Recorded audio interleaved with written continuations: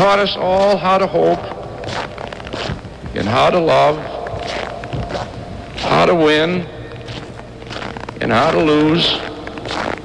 He taught us how to live, and finally, he taught us how to die.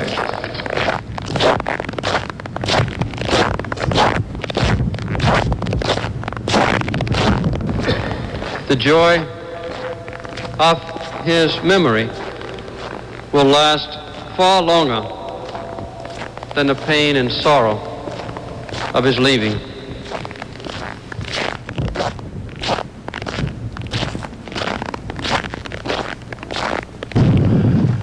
It was on this same Sunday night, 1 year ago, when these steps were filled with a sea of frozen faces. The cold was numbing. Dallas had just beaten Denver in the Super Bowl. The night was made for staying home. Yet here they were, huddled together for warmth and for comfort. Strangers, for the most part, drawn together by a man most of them had never met. Children even, unseen in the crunching crowd, clinging to hands. All night long, they trudged these steps, quietly but not somberly. Once in a while, someone would start to sing, others would join in, and then the song would die out in the cold night air. Tonight, we're going to step back 1 year in time to relive some of the poignant moments of that January week.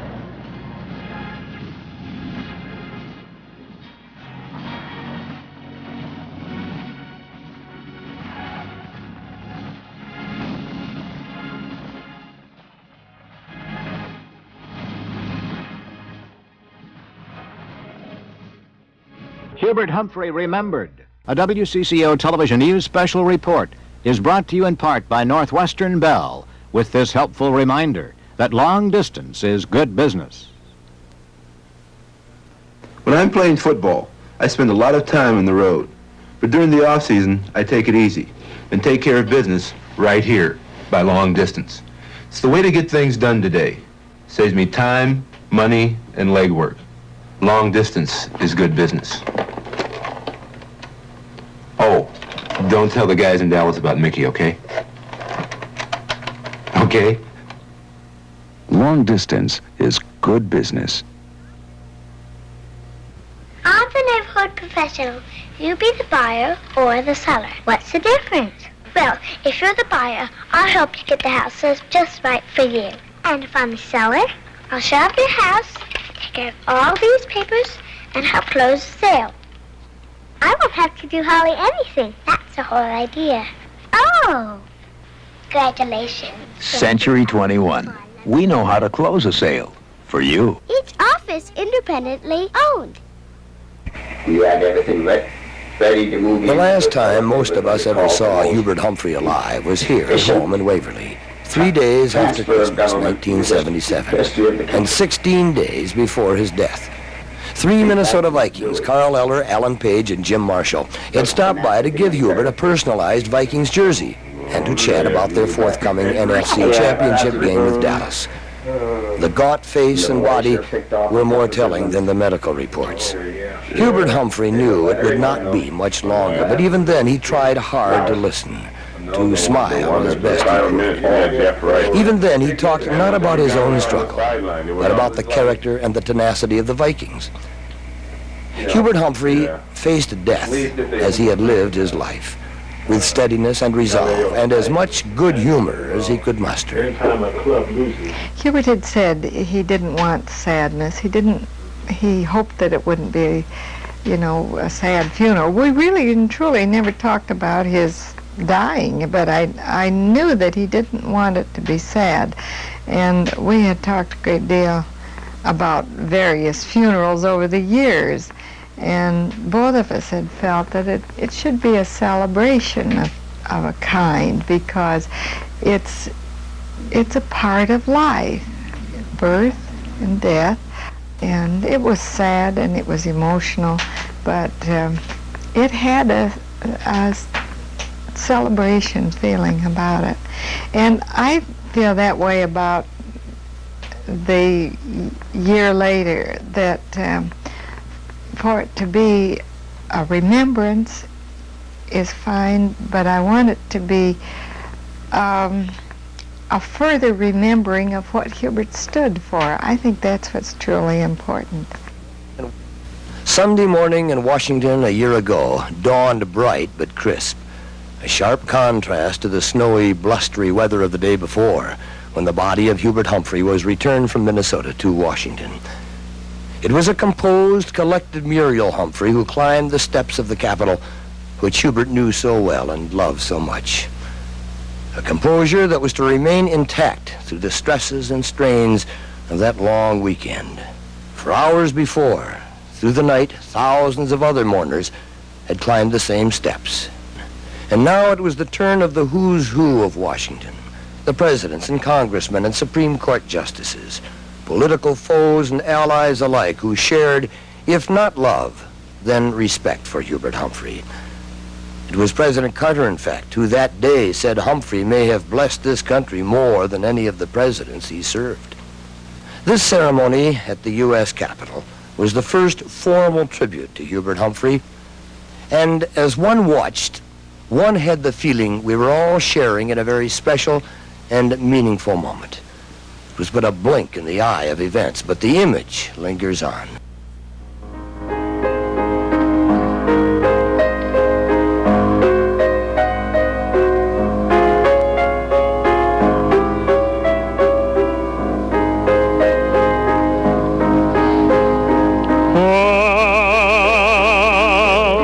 Ave Maria.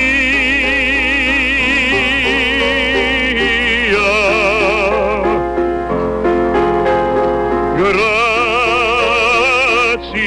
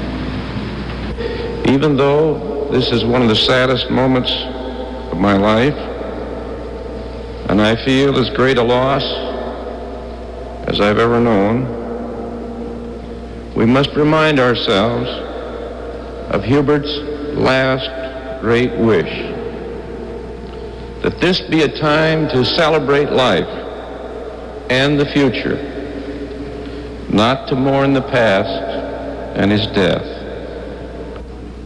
Hubert will be remembered by all of us who served with him as one of the greatest legislators in our history. He will be remembered as one of the most loved men of his time. And even though he failed to realize his greatest goal, he achieved something much more rare and valuable than the nation's highest office. He became his country's conscience. He cried in public and without embarrassment. In his last major speech in his beloved Minnesota, he wiped tears from his eyes and said, "A man without tears is a man without a heart." If he cried often, it was not for himself, but for others. Above all, Hubert was a man with a good heart. And on this sad day, it would be good for us to recall Shakespeare's words. A good leg will fall. A straight back will stoop. A black beard will turn white. A curled pate will grow bald. A fair face will wither. A full eye will wax hollow, but a good heart is the sun and the moon, or rather the sun and not the moon, for it shines bright and never changes, but keeps his course truly. Hubert's heart kept its course truly. He taught us all how to hope and how to love, how to win and how to lose. He taught us how to live, and finally, he taught us how to die. When he first visited me in the Oval Office, I felt that he should have served there. His greatest personal attribute was that he really knew how to love. There was nothing abstract or remote about it. He did not love humanity only in the mass. You could feel it in the scope of his concern in his words, in the clasp of his hand, in the genuine, eager interest in his eyes as he looked at you. He always spoke up for the weak and the hungry and for the victims of discrimination and poverty. He never lost sight of our own human possibilities. He never let us forget that in our democratic nation, we are a family, bound together by a kinship of purpose and by mutual concern and respect. He reminded us that we must always protect and nurture the other members of our national family. Oh, beautiful for spacious skies, for amber waves of grain, for purple mountain majesties across the fruited plain. America, America, God shed his grace on thee, and crown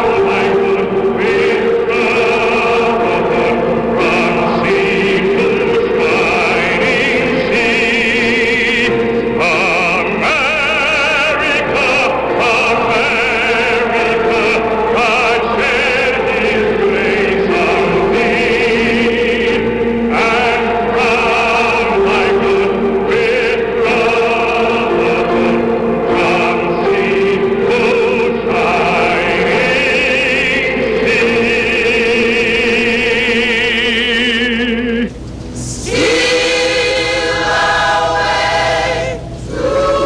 from sea to shining sea. From Washington, the body of Hubert Humphrey was returned to the state capitol in St. Paul, where it would lie in state from late that Sunday afternoon until midday on Monday. There's no real tally of how many Minnesotans braved the intense cold outside to pass by the casket, but the stream never seemed to end, ebbing only in the middle of the night, but flowing on again in the morning. Thousands, certainly, who felt the tug and pull of the Humphrey memory, who may never really have known him in life, but who felt the need for a moment of nearness in death.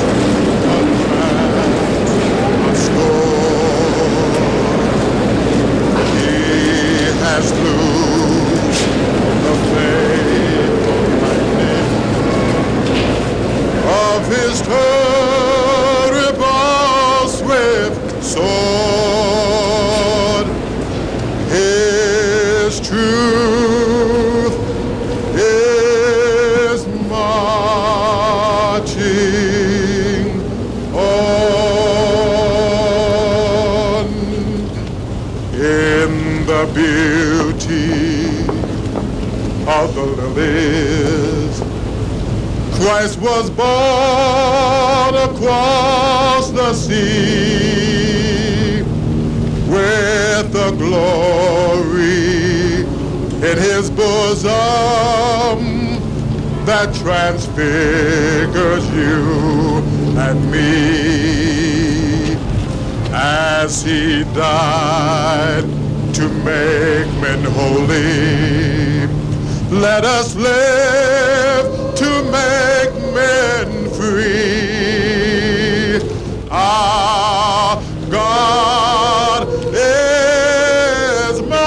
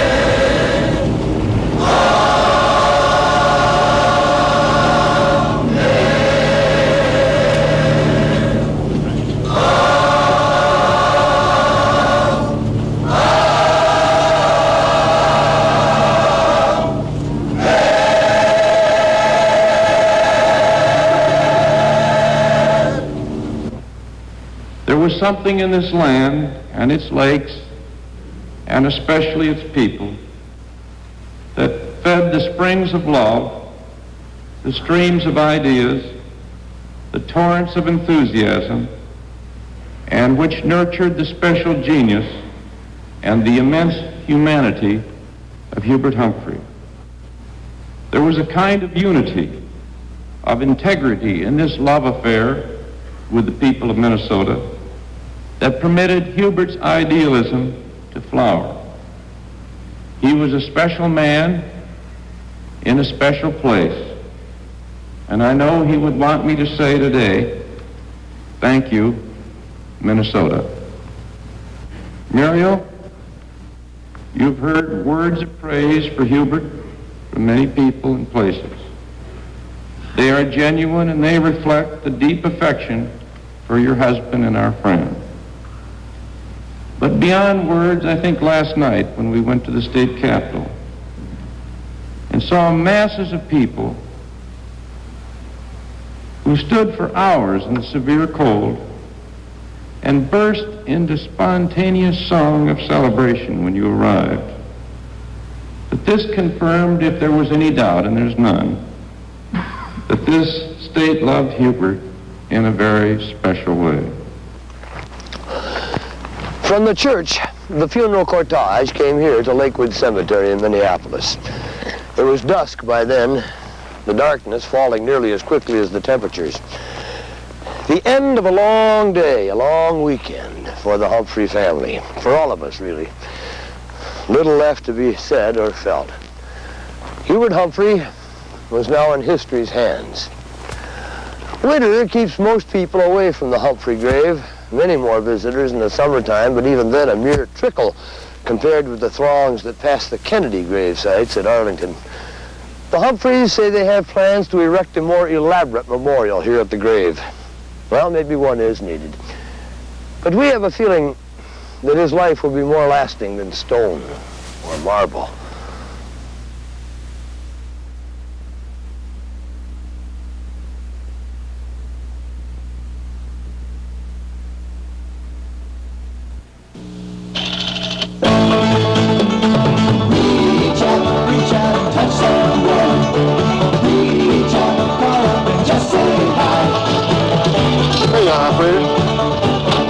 I'm here, and I don't think he's moved an inch since you left. I kind of think she looks like me. I don't think she Reach out, call up, and just say hi. Long distance, almost like being face to face. What if you woke up tomorrow and it wasn't winter? It's summer in Phoenix, and Western's got a sunbreak vacation for you in Phoenix for only $90 plus airfare. 6 days, 5 nights of Phoenix for only $90. It's from Western Airlines, the only way to fly. Call your travel agent or Western Airlines. Double occupancy rates, airfare extra. The Humphrey home in Waverly is much the same today as it was a year ago, but it is quieter.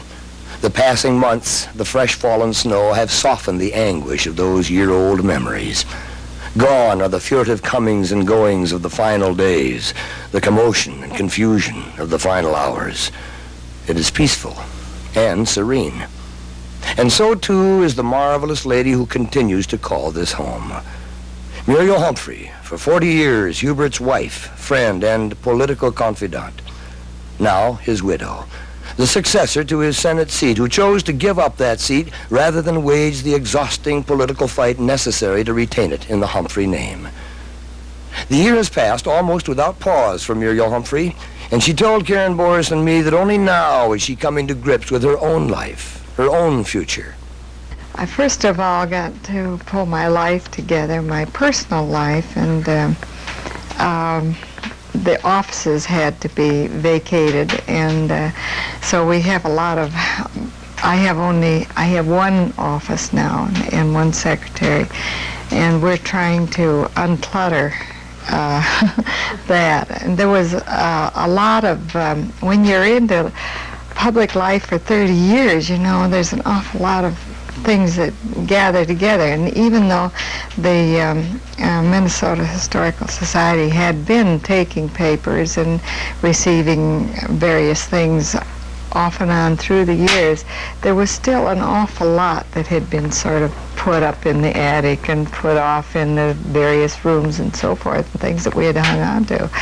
And we're pulling together still the files and so forth, so that I can work out daily, do the work I need to do, and keep up with the mail.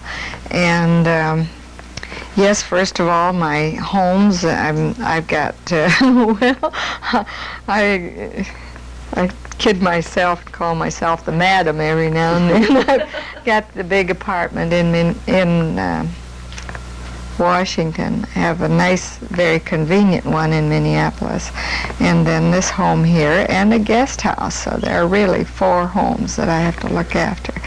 But I have good help with it at this point. I'm selling the apartment in Washington, and I really kind of hate to do that. That's going to be a big job to move out of there. And then where will all the furniture from that house go?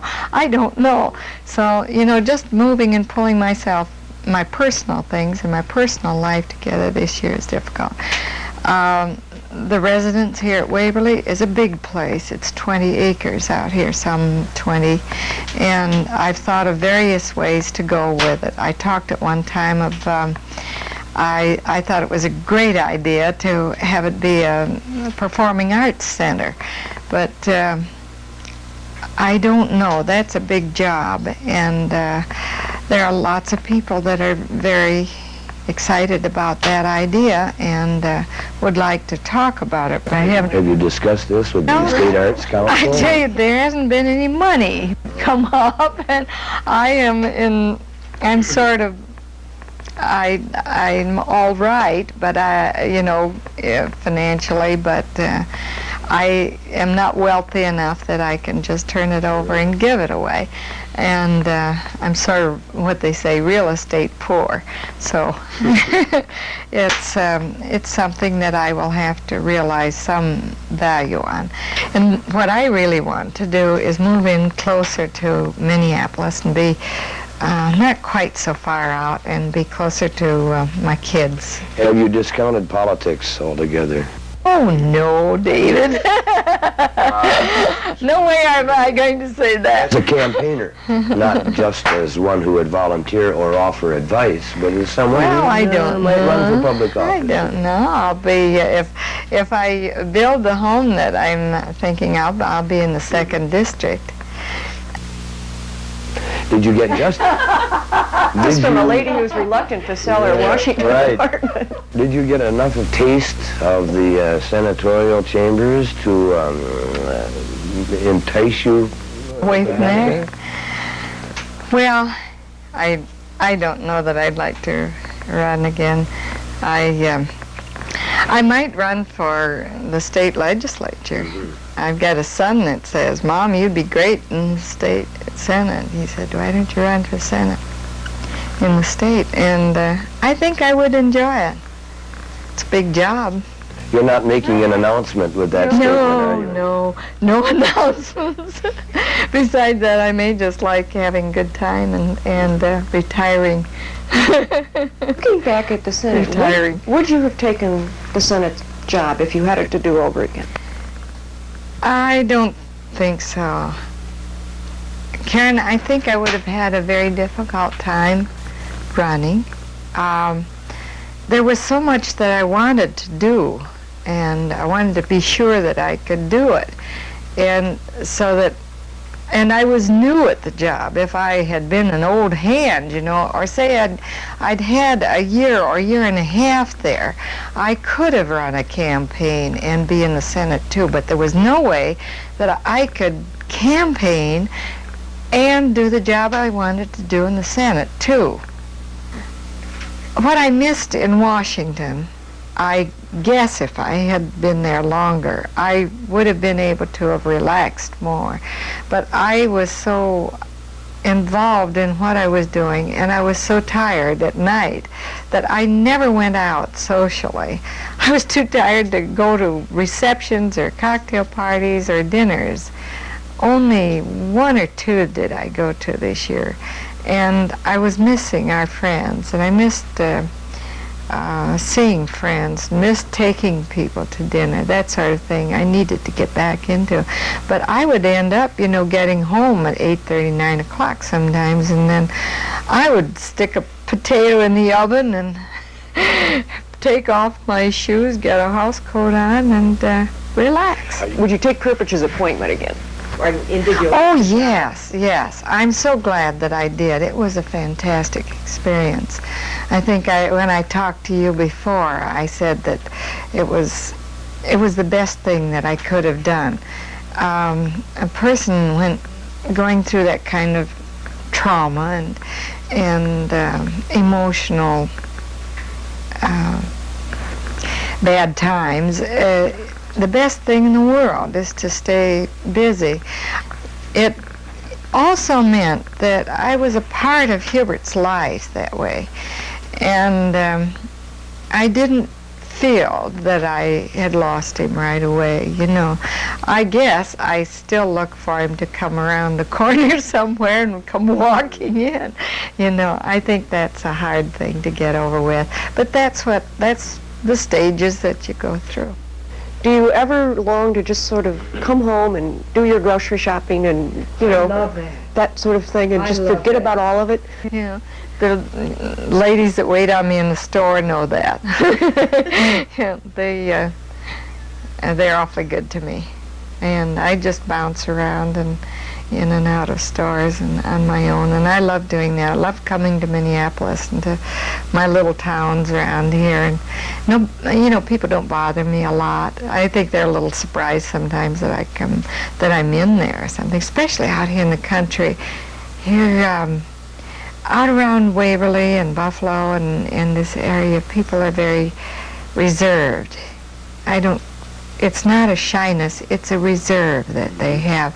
I told Mary Anderson when she came out here, I said, don't feel that people don't know you or don't know you're there.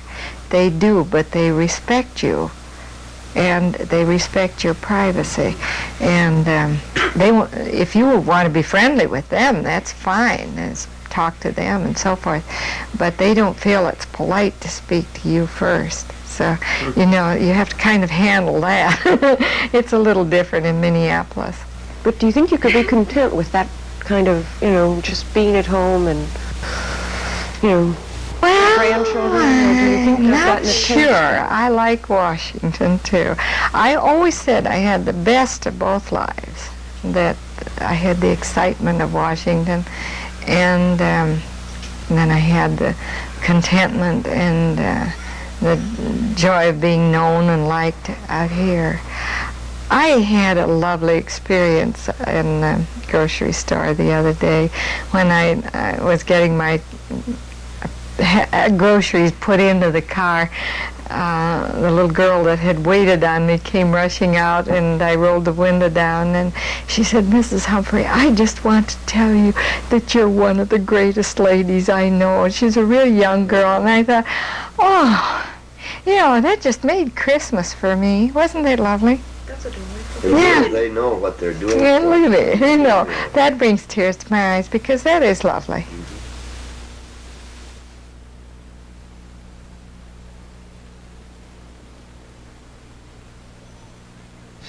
Hello, Jenkins.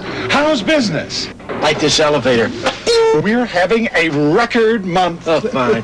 Making more sales, improving collections, expanding markets. Want to know how? No. Yeah, I do. We're using long distance. Maybe next time, Jenkins, I'll catch you on the way up.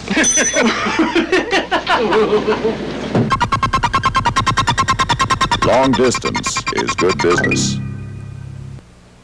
100 years ago, William Payne and Wallace Weber opened an investment firm. Of course, we can't assure you that you'll make money. But we'll try. Thank you, Payne. Thank you, Weber. Since then, we've tried to provide people with the best service. Thank you, Payne Weber. the best brokers, Thank you, Weber. and the best research. Thank you, Weber. A lot has changed in 100 years, but we still work hard to hear you say, Thank you, Weber. talk to us now. You could thank us later. Weber. When Hubert Humphrey strode this campus in the early 30s, he was almost always broke. The Depression, in fact, forced him out of school for a few years and back to the family drugstore in South Dakota. These were hard times for Hubert Humphrey and for just about everybody else. At one point, after he'd come back to school and was trying to make ends meet, Muriel was making sandwiches for him to sell to other students for 10 cents apiece. Those days had a lasting impression on Hubert Humphrey and on the Institute of Public Affairs that bears his name here at the university. He saw, and we shared the vision, of a high-quality public affairs institute that would attract and train people for public service at all levels of government, international, national, state, and local. He made a special point of encouraging us to bring together the financial resources that would make it easy for people who might not have the financial means to go to school to do so through Humphrey Fellowships. It was his vision, really, that public service careers be high quality, high status, rewarding careers, and he hoped that the financial obstacles would not be any kind of a deterrent to people for entering such careers. Despite his own financial obstacles, Humphrey eventually graduated magna cum laude and was Phi Beta Kappa at the university. And he returned briefly to the classroom in 1968 after his presidential defeat to teach at McAllister and the university. Hubert Humphrey was a man of many talents and wide-ranging interests, and at times he was criticized for popping in and out of issues and raising questions and having his finger in so many legislative and policy issues. Education's a little bit like that. In fact, it's a lot like that. And Hubert Humphrey believed in education. He spoke always of the importance of the university to him. He had a great faith that many of us still have as to what education can do. The university gets involved in all kinds of issues and questions. It's a natural fit, I think, between Hubert Humphrey and the university. And I think the Institute can be a truly exciting reflection of the best ideals that I think this very great man reflected.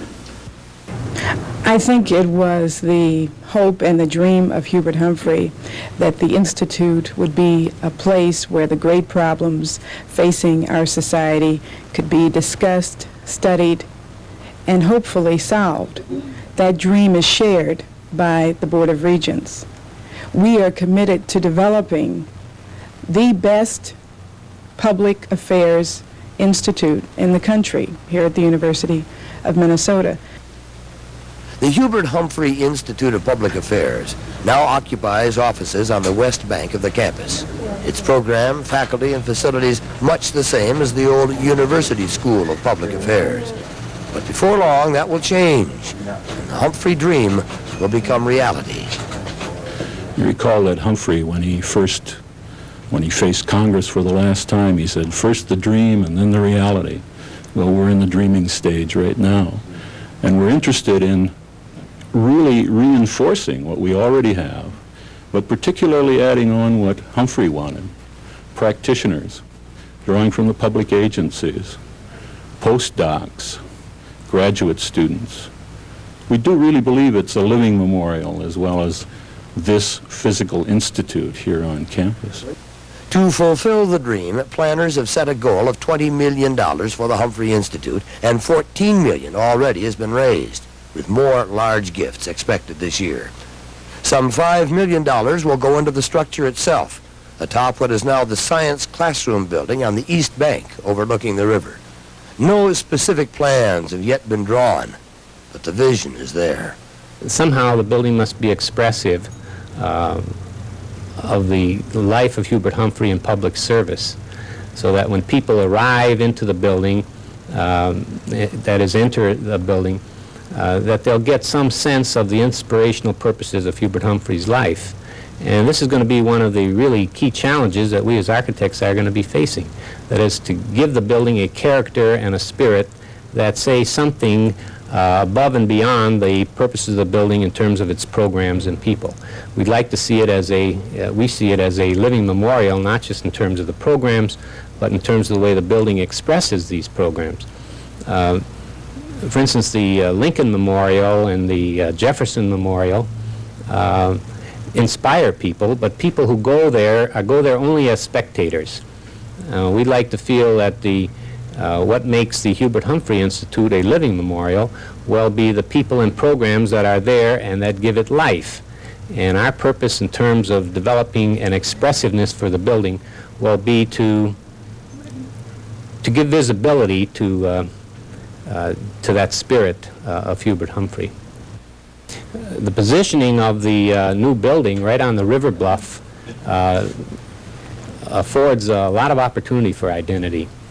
For instance, from the site you can see the skyline of Minneapolis. You can look up and down the river gorge. There is a very neutral backdrop for this building. That is, the existing buildings on the east bank are all about uniform height. They all are basically the same material, that is a warm brick with limestone trim. And they'll provide an excellent background for what we'd like to think of as a sparkling building set against that background, built into the bluff of the river. The bridge also affords some opportunity, because as you approach the site from the west going east, you'll be able to see the building unfold as you move across the river from both the pedestrian level on top of the bridge and by automobile at the level below. You know, there are excursion boats that move up and down the river. And I can just see the guide pointing out, and on your left is the Hubert Humphrey Institute. We're going to have to do a darn good job so that this says something about the commemorative purposes of the building. I think that in Humphrey's mind, the Hubert Humphrey Institute of Public Affairs here would be the Minnesota version in a land-grant state university of what existed at Princeton in the Woodrow Wilson School in a major private institution. I think that notion appealed to Humphrey, the idea of a #1 high-quality public affairs institute in a land-grant state university in the Midwest, and he hoped to see that alternative developed here. I think that he thought of it in more populist terms, that it should pay attention to questions not just of international import, and of course the Woodrow Wilson School at Princeton has a heavy emphasis on national and international affairs. I think Humphrey intended that all levels of government should be emphasized here.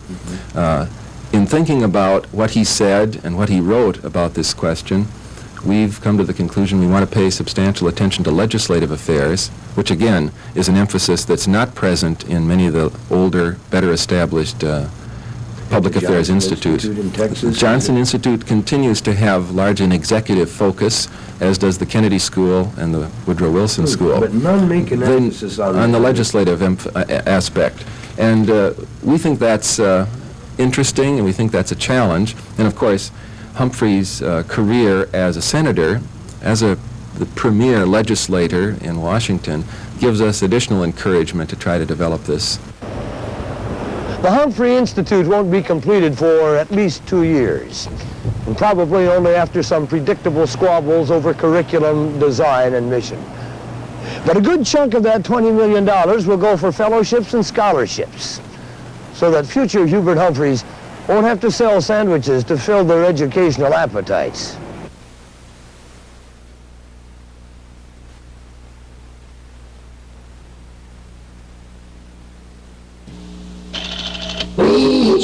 Reach out and touch someone. Reach out, call up and just say hi. Reach out and touch someone. Is he right? Charlie? Yeah, he loves the glove. Yeah, looks like it. Is it your dad? Please stop it. No. He's going to be here. Reach out and touch someone. Reach out, call up America.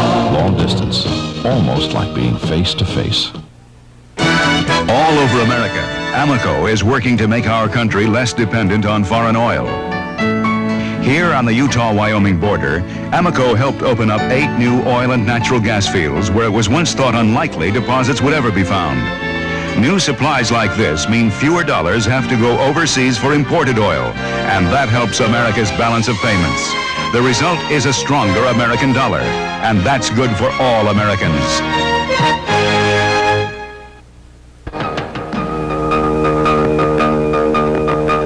Election night, 1978, a night of devastating defeat for the Minnesota DFL. And 30 years, almost to the day after Hubert Humphrey scored the state's first major DFL victory, his election to the U.S. Senate in 1948.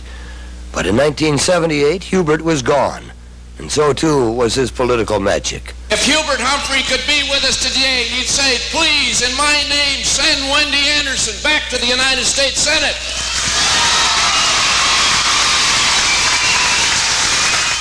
But alas, it was not to be. The election computers typed out the message: defeat for Wendell Anderson, the man who might have been helped the most by a living Hubert Humphrey. Defeat for Bob Short, running for the Senate seat left vacant by the death of Hubert Humphrey. Defeat for Governor Rudy Perpich, his a narrower loss than the others, but nonetheless stunning to the DFL. A clean sweep by the Republicans of the top 3 offices in the state. The worst political drubbing the DFL had taken in years. It's very difficult to discount the effect of Humphrey. Carter tried to put it together here. Mondale tried to put it together here. Rick Scott certainly tried to put it together here. Everybody in the state within the party has tried to put together some sort of a victory. And what, as you said, Doug, has become painfully obvious to the DFL is probably the only person who could have put it together was Hubert Humphrey. Do you think he could have? Yes. You think there well, I think Humphrey had that kind of an effect. He was the party's emotional leader. Without any question, the most serious loss that the Democratic Family Labor Party suffered was the loss of Hubert Humphrey. Hubert Humphrey was the main architect. He was the cement that held together a fractious and complicated political compound called the Democratic Farm Labor Party. He was an inspired leader. He was a charismatic personality. He built very carefully a bridge between the rural and small town dimension of the state and the urban following. He was a man of considerable vision and was the unquestioned leader of the Democratic Family Party. Don't forget, it's a party of professors and of farmers, of working men and of businessmen, of Red River Valley potato farmers and blue-collar workers in Minneapolis and St. Paul, and it's extraordinarily divergent kind of a group. And to bring that broad coalition into an effective organizational structure requires enormous leadership and talents of leadership that are very frankly not that easily replicable. There just aren't that many Hubert Humphreys. Were you surprised by what happened to the party at the polls? Yes, I was. I knew we were in trouble. I knew we were in bad trouble. Why? What put the party in trouble? Well, there were definite indications of it around the state. We had 3 issues in this state that were one-issue problems, and people had become so involved in them that they had blinders on. They couldn't see beyond that one issue, and I think we've got to learn, people have got to learn to say, you know, maybe just their one-way thinking isn't the only way to think, that they need to look at all sides. Do you think of that an philosophy issue. could have kept the party together for the election? I think he could have. I think he could have helped. He's gone through so many battles, went through so many battles that that he had a way with people, and they've. I'm not all sure too that people, our state is as liberal a state as it's thought of being. I think it was a Humphrey liberal state, and people in our state had learned to trust Humphrey's liberalism. Anything further than that, and it's a little bit in question. On the other hand, too, there were two candidates in the Republican Party who had never stood for office before or run for office before, who had never held an office, who had no record, and they looked like, and they were better candidates than the Republican Party had offered before. And I think the combination of things, it never in politics is any one particular thing. It takes a long time to make a change as big as that was. The polls I don't understand. I don't know why they were so wrong. Something must have gone wrong there that I don't know about. You hear a lot, and you've heard it, I know, that that had Hubert Humphrey been here, he could have prevented the loss. And maybe he could have, and maybe he couldn't have. I don't know. When she announced she would not seek election this November, Muriel Humphrey said, and I quote her, "Hubert left a legacy, left ideals that are just as much with us as if he were with us." And I pledge now to the people of the state of Minnesota, to whom this seat belongs, to devote all of my time, all of my energy, and all of my efforts to extending that legacy of service to humanity and that legacy of high ideals. The relics of Hubert Humphrey's political and public career are here, buried in the depths of the Minnesota Historical Society. A giant room full of Humphrey memorabilia, trinkets and gifts, and campaign paraphernalia. Row upon row, shelf upon shelf, a lifetime of collectibles on display. It's a sight to behold, but one the public is not likely to see for some time. It's a closed collection for now, and no one is quite sure yet what will happen to it all. There are books by the thousands, all boxed up and labeled, most of them never read by Hubert. There are awards and plaques and certificates of honor by the hundreds, keys to dozens of cities, coins, medallions, medals, desk sets, autographed baseballs and footballs, even a bottle of holy water from Lourdes, France, and costly gifts from foreign dignitaries, ivory tables and table settings, elephant tusks from Africa, a statue from Indonesia, and pictures, 6,000 or more, covering the expanse of the Humphrey career.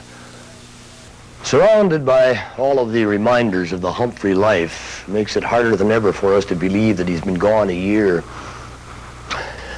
A year that brought us closer than ever to peace in the Middle East. A year that found formal diplomatic ties with China, of upheaval and violence in Iran. A year of unspeakable horrors in Guyana. And we may be sure Hubert Humphrey would have had something to say about all of that and more, and probably too much, and perhaps even the wrong thing. But somehow it was comforting to know that he was there watching the world with us.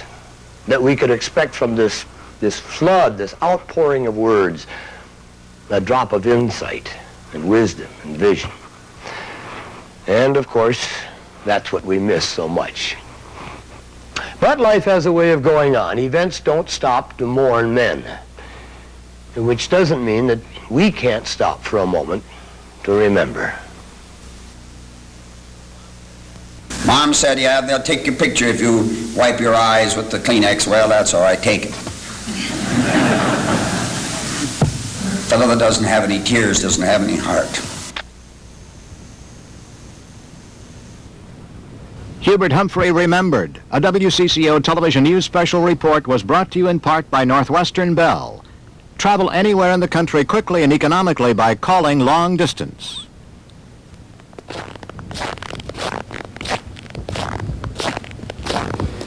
He taught us all how to hope and how to love, how to win and how to lose. He taught us how to live. And finally, he taught us how to die.